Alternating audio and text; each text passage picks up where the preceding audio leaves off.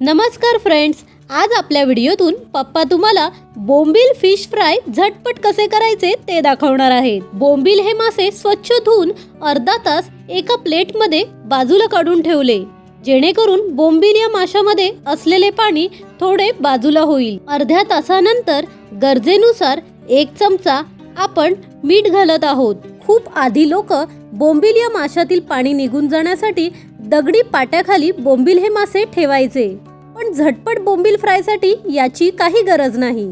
कमी जास्त तिखट या अंदाजानुसार पप्पांनी लाल तिखट घालून घेतलं। आमच्याकडे मालवणी मसाला आहे, तो आम्ही वापरला आहे।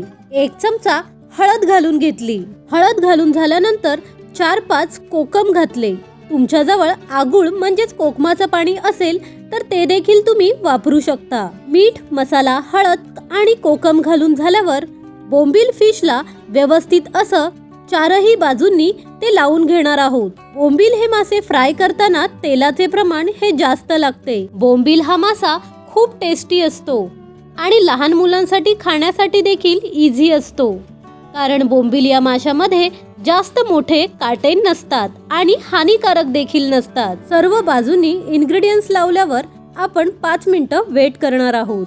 इन्ग्रेडियंट्स व्यवस्थित लागले की कुठल्याही फिशला खूप छान अशी टेस्ट येते।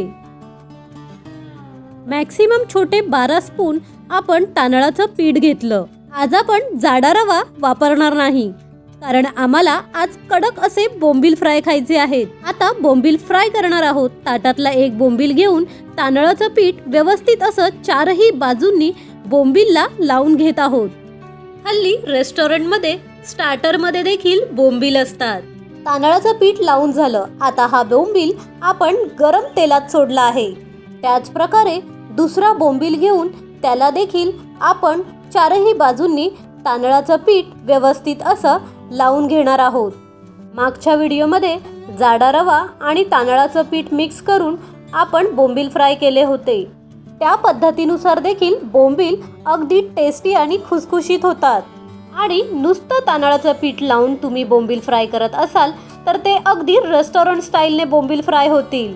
अशा प्रकारे दुसरा बोंबील फिश देखील आपण तेलात सोडला आहे।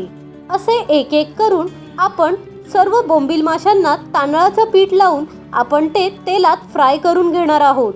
नॉनव्हेज फूडमध्ये खेकडे, पापलेट, सुरमई आणि चौथ्या क्रमांकावर फेवरेट फिश असलेला म्हणजेच बोंबील फिश। मी मगाशीच म्हटलं की बोंबील या फिशला तेलाचे प्रमाण हे जास्त लागते, म्हणून बोंबील हा मासा व्यवस्थित फ्राय होण्यासाठी पप्पा फिशच्या बाजूंनी पुन्हा तेल घालत आहेत। मॅक्सिमम 3 ते 4 मिनिटे आपण हे बोंबील फिश व्यवस्थित असे तेलात फ्राय करत ठेवणार आहोत।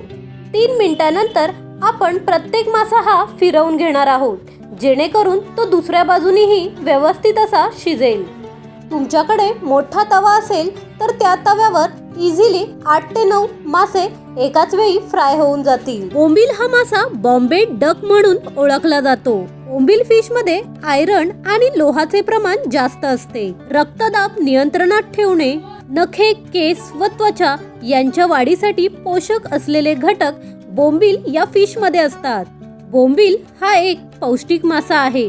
शरीरास उच्च दर्जाची प्रथिने, खनिजे आणि जीवनसत्वे प्रदान करतो। अशा प्रकारे पप्पांच्या हातची बोंबील फिश फ्रायची डिश रेडी आहे, अगदी रेस्टॉरंट स्टार्टर प्रमाणे। पप्पांच्या हातची रेसिपी आवडल्यास चॅनलला लाईक, सबस्क्राईब आणि शेअर करायला विसरू नका। Thank you so much.